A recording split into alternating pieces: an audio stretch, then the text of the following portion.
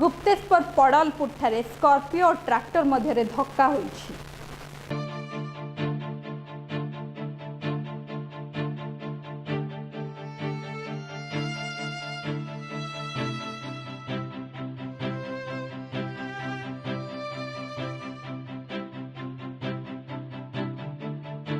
गुप्तेश्वर मंदिर ठारू स्कॉर्पियोटी फेरुथिबा बेले हठात एक इटा बुहा ट्रैक्टर स्कॉर्पियो को धक्का देइथिला। घटनास्थल में स्कॉर्पियो रे बसिथिबा यात्री आहत होइथिले। पर 108 आम्बुलेंस जोगे आहत व्यक्ति को नंदपुर मेडिकल रे भर्ती करा जायथिला। स्कॉर्पियो मालिक सिमिलीगुड़ार त्रिनाथ कांता और ट्रैक्टर मालिक सर्वपुटर सम्रा परसाली बोली जଣା पड़िछि।